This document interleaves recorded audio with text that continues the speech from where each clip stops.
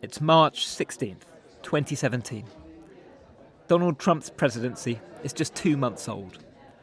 Into the White House's press briefing room walks Sean Spicer, his press secretary. Forgive you, we're a little late, so I'll give Jim a break on this one. Thank you. Well, you know, we're getting ready for this. It's another busy news day in Washington, though by this point, that's hardly a surprise. Trump and Spicer are hoping to set the news agenda with the administration's first budget. Sorry for the delay, guys. It's budget day. But there is another story dominating the headlines. Trump had just accused Barack Obama of wiretapping Trump Tower during the election. He'd given no evidence for the claim. Spicer, when the questions begin, has come prepared. But let's go through what we do know, okay? Hold on. I'm trying to answer your question, Jonathan, if you can calm down. If you look at what the New York Times reported on January 20th... He starts listing what papers and broadcasters have previously reported in an attempt to back up Trump's claim. On November 11th, 2016, days after the election, Heat Street reported, quote, two separate sources with links to the counterintelligence community. The spiel lasts 8 minutes. On January 19th, the New York Times reported the following. American law enforcement and intelligence agencies are examining intercepted communication and financial transactions. Right at the end, he gives one more example. Last, on Fox News on March 14th, Judge Andrew Napolitano made the following statement, quote, 3 intelligence sources have informed Fox News that President Obama went outside the chain of command. He didn't use the NSA, he didn't use the CIA, he didn't use the FBI, and he didn't use the Department of Justice. He used GCHQ. What is that? It's the initials for the British Intelligence Spying Agency. It takes a while for the significance to sink in. The White House press secretary is suggesting that GCHQ helped monitor his boss. Put another way, that Britain spied on Trump. The story exploded. 3 years on, it still hasn't gone away.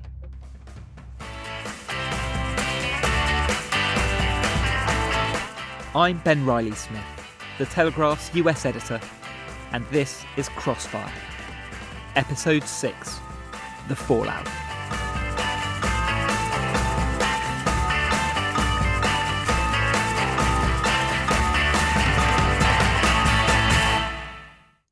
For this episode, I want to tackle that accusation head on. How did Trump come to claim that Britain somehow spied on his campaign? What exactly is being alleged? And is there any truth to it? It's a real rabbit hole. There are claims and counterclaims, loose comments, misinformation, all blurred together through the prism of partisanship or obscured by secrecy. I'll be honest, as a reporter trying to figure it out, it was a nightmare. At times, it felt like grabbing at air, trying to get a grip on something that's intangible. But it is, I think, worth the effort. Because when you untangle the threads, you get a sense for how Trump latches on to ideas and what the consequences can be. Let's start with that Sean Spicer briefing. The backlash was immediate and the response swift. GCHQ, the initials for Government Communications Headquarters, is Britain's secret listening post. It rarely comments on stories. For this, it made an exception. Nonsense. That was what a spokesman said about the claim it wiretapped Trump. Utterly ridiculous and should be ignored. There's the whole weight of government behind this. It's unthinkable GCHQ would have issued such a statement without clearing it with ministers first. So how did we get here?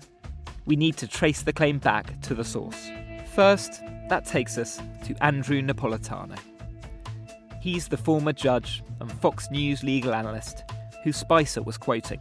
3 intelligence sources have informed Here's what Fox he said. News It came while discussing how Obama may have monitored Trump. He didn't use the CIA, he didn't use the FBI, and he didn't use the Department of Justice.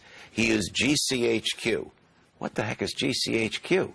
That's the initials for the British spying agency. They have 24/7 access to the NSA database.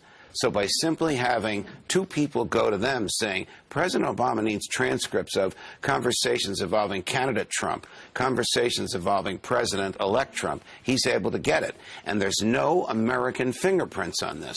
But that's not where the claim came from originally. Not really. It started with one of those three intel sources Napolitano talked about. A man called Larry C. Johnson. Larry, hello. Hey, how are you? Sorry for... I managed to reach Johnson down in Florida, where he now lives. He agreed to talk, and after a few missed calls, we eventually connected. So, who is Larry Johnson? Yeah, certainly. I was intelligence officer with the Central Intelligence Agency from 1985 through 1989.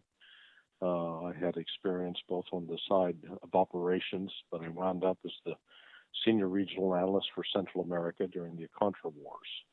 I moved from there to the State Department's Office of Counterterrorism. There I was in position as a deputy assistant director in charge of transportation security, anti-terrorism assistance training, and support for military special operations. Johnson left government in the early 90s. He began consulting and also appearing as a TV pundit on intelligence matters. As the years went on, he built a following online, but he also got more controversial. In 2008, Johnson suggested there was a secret tape showing Michelle Obama talking about Whitey. The Obama camp labelled it a smear. The supposed tape never surfaced. Johnson told me he first floated the idea of British involvement on Russia Today, the Kremlin-backed broadcaster. He later wrote a piece on the subject, which Napolitano read. In our chat, Johnson said he never claimed Obama gave the order, which is what Napolitano implied. Yet he did restate the core claim, that GCHQ, through its ties with America's National Security Agency, or NSA, got access to Trump's conversations. There's one thing to say, there is this system where theoretically the Brits can get access to information that NSA has collected. And then there's another thing, which is to say Britain deliberately accessed conversations of Trump that were recorded because the NSA didn't want to do it and get their fingerprints on it. Are you claiming the latter, or are you just pointing? I'm saying that.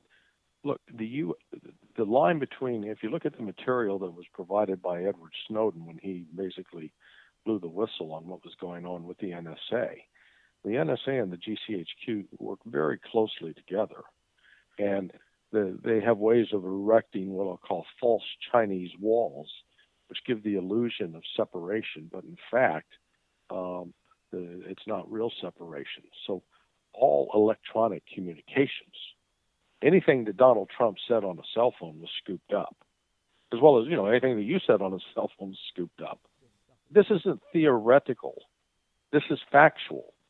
It's in the documents provided by Edward Snowden. At this point, things began to go downhill. I wasn't expressing myself brilliantly, but I really wanted to press Johnson on this point. Yes, theoretically, as shown by the Edward Snowden leaks he references, Britain may be able to access communications collected by the US. But that is very different from saying there's proof that Britain specifically got access into Trump's own communications. I tried again. But do you see the difference? That's saying theoretically this stuff is stored somewhere and the Brits theoretically could get access. But what's the evidence that they got access? There are affidavits out there by people like Bill Benny, the former technical director of the National Security Agency, which make that quite clear. My point is, I understand all the conversations are collected, but if you really boil down to it, what is the evidence that Britain accessed Trump's conversations, which is the nub of the accusation, really? Well, just what I'm told from people who have seen documents. But you can see how hard it is from the outsiders if they can't. What I can see is willful blindness on the part of people like you. I mean, are you really that ignorant, that trusting? I mean, for God's sake, the amount. Let's just take as an example. Right now, the assertion is accepted without one shred of forensic evidence that Russia hacked the Democratic National Committee. And we're told that by Robert Mueller, who said they spearfish. Not my words, Mueller's words. But there's not one shred of forensic computer evidence to corroborate that. But there is a whole lot of other evidence to actually refute that. And yet, instead of dealing with the evidence, the media goes off on this other tangent, and they just accept right off the bat that anything that the intelligence community tells them, heavens must be true. Johnson went on a bit longer. Then I tried one more time. That was probably a mistake. Yeah, but When I it don't happens wanna hundreds go, of times. Sorry to go back to it, but just that is different from saying categorically Britain accessed Donald Trump's conversations secretly. I mean, there is no, as far as I can see, there is no proof for that, which outsiders can see for themselves. Okay, and judge we're to be done. true. We're done. There's no sense talking to you. You're not going to deal with reality. Okay, can I ask you one just on the GCHQ? No, you can go. You can off is what you can do. So, yeah, not a great ending to that one. But it is quite telling. It suggests that when Spicer repeated the claim that Britain spied on Trump, which ultimately had come via Napolitano and via Johnson, the bedrock was anything but solid.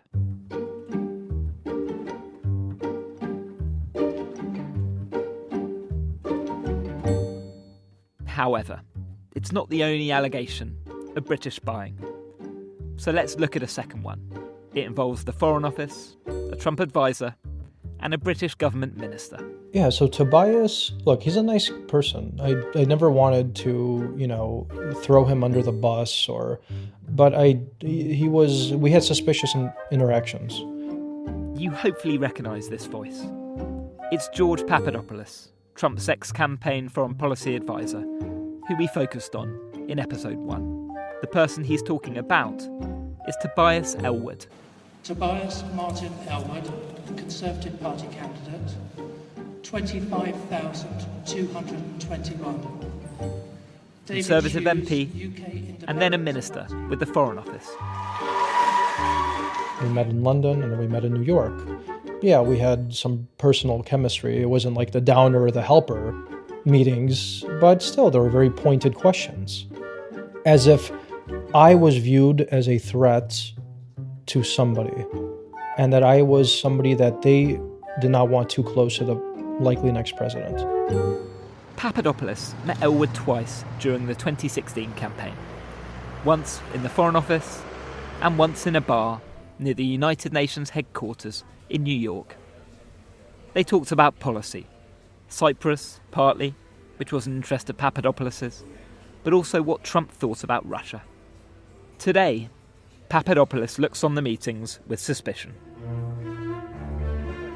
He sees Ellwood not as curious, but somehow malign, of having ulterior motives. Getting him to spell out the exact allegation is hard. One of those grasping at air moments I mentioned. Since leaving prison, Papadopoulos has linked Ellwood to MI6 in tweets, though always loosely. He was vague too when I pushed him in person, suggesting Ellwood somehow knew he was being investigated over Russia links and was helping gather information. I don't want to say he was spying, essentially, but it's unimaginable that he would not be aware that he is discussing sensitive issues with the number one counterintelligence threat, apparently, in America at that point. So, given the close ties between MI5, FBI, MI6, CIA, the political relationship, the close connections I was making with their government, that's what I can say about it. And I think that's why the British now are very flustered and a little scared.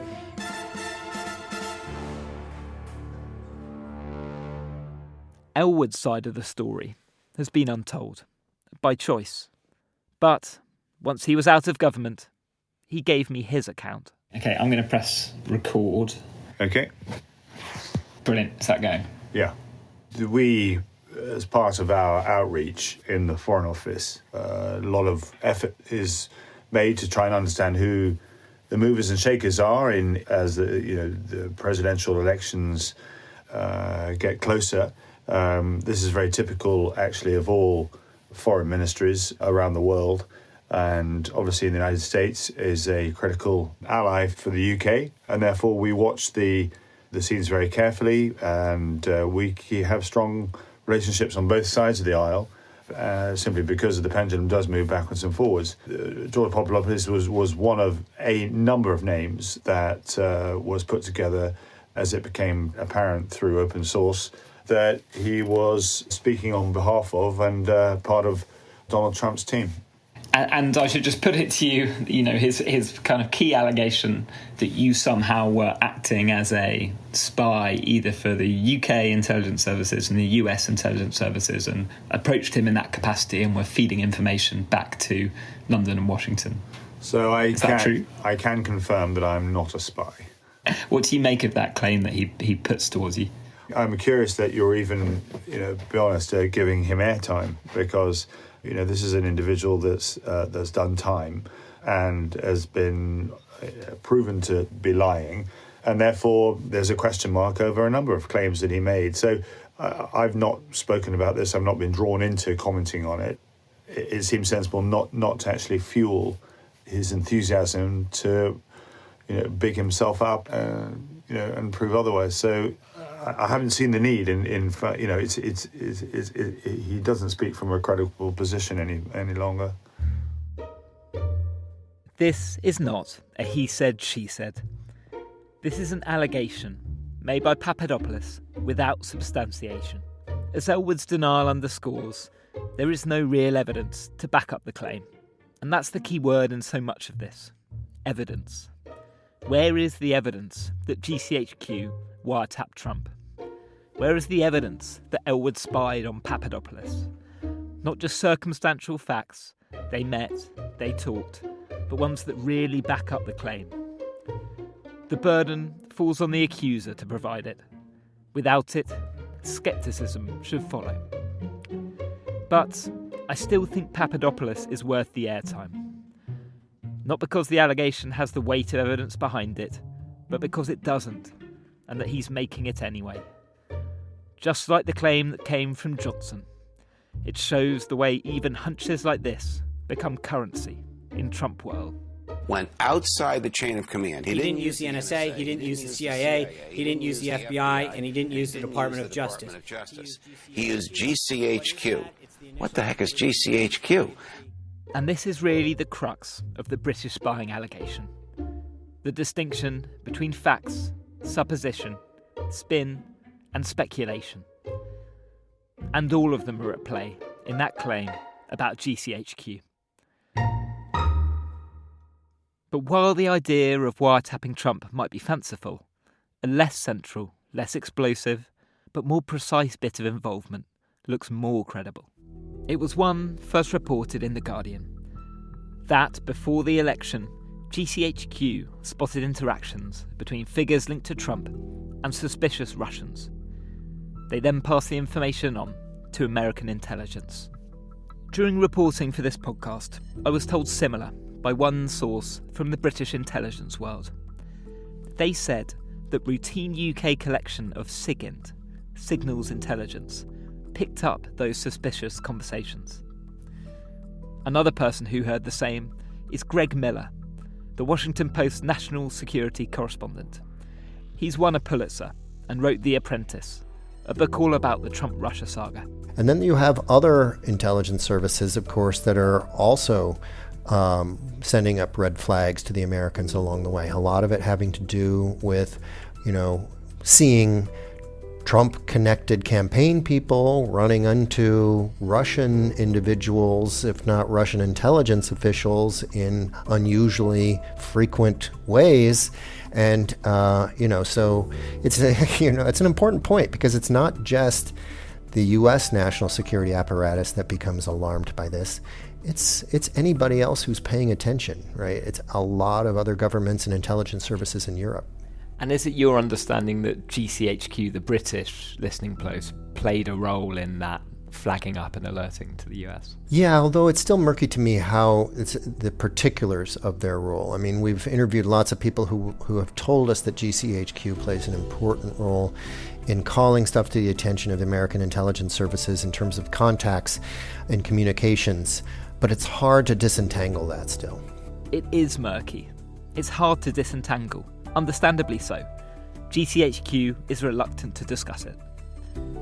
I did, however, get the chance to put it to Jim Baker. Baker was the FBI's top lawyer during the Russian meddling investigation, which means he was just one of a handful of people in the loop. Baker got to read the intelligence. He acted on the intelligence. In other words, he should know.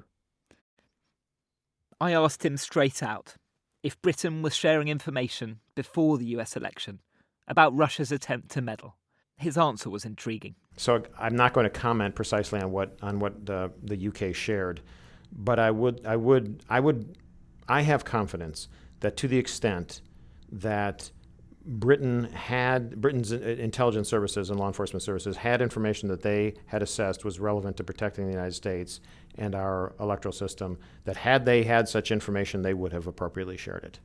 The thrust of what Trump has claimed is that Britain helped spy on his campaign. Do you have any kind of response to that? I have no reason to believe that Britain spied on his campaign. I never saw anything that would lead me to indicate that Britain would have done that. And quite to the contrary, over the years, the British services and the American services are very conscious of the need not to engage in spying, which implies to me, some type of unlawful or illicit activity, that we don't engage in unlawful activity. And we don't ask each other to do that which we are prohibited from doing. So in other words, if the U.S. can't collect information about, let's say, an American somewhere in the world, if we're prohibited under our law from doing that, we don't try to use the British or Canadian services or whatever to try to accomplish the same ends. That's prohibited in the United States, and the services don't do that to each other. But that is a distinction from if Britain or any other nation stumbles across information that might be relevant, they still may well pass it on. But that wouldn't meet your definition of kind of spying. No, that would be a lawful, assuming that the British authorities collected the information lawfully under British law, they would assess it, determine whether it is something that could be passed to the United States, and if it fell within the categories of the types of information that are passed, meaning essentially foreign intelligence information, evidence of a crime, evidence of some threat to the United States, then that would be passed. If it's some type of personal, salacious detail about an individual person, that would not be shared. If it was some type of political intelligence about campaign strategy, of a domestic U.S. campaign, that would not be shared. If we got some information, we in the United States got some information about, the British campaign or, whatever political party you want to pick, we would not be sharing that kind of information. We don't share that. We share foreign intelligence information, evidence of a crime. Ultimately, I can't prove that GCHQ gave intelligence to help the Trump-Russia probe. And it's important to note, as Baker says, that if they had, it wouldn't necessarily be inappropriate. But I can lay out what we do know. A well-placed source told me they did.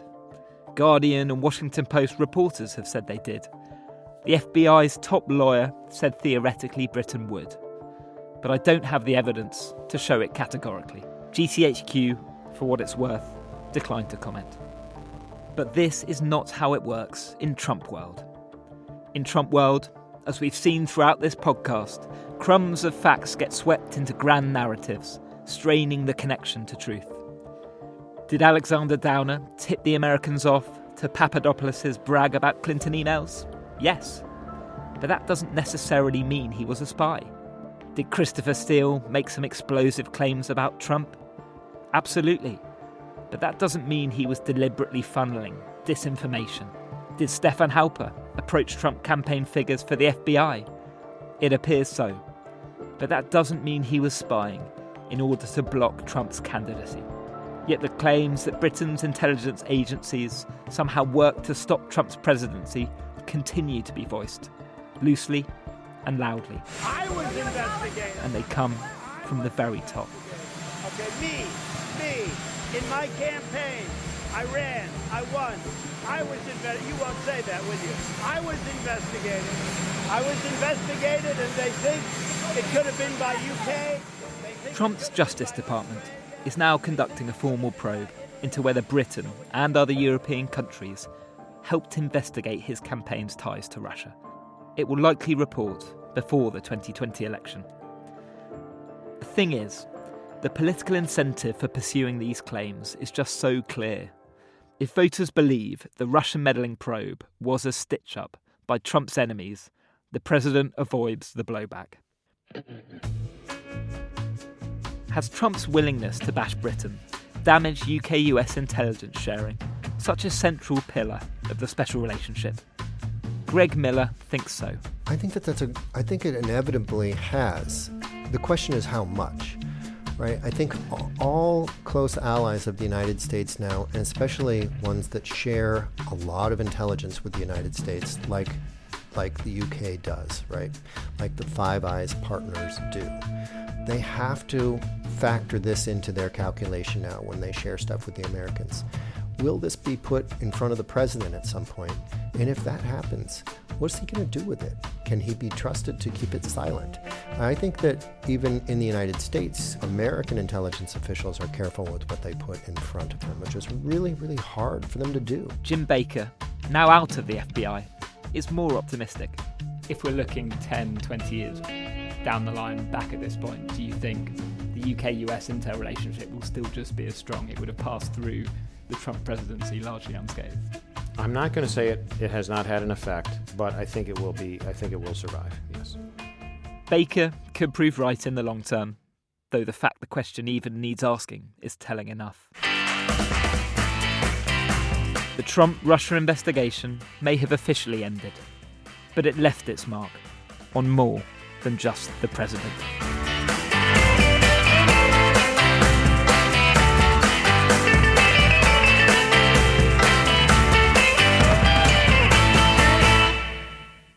Thank you so much for listening to this series.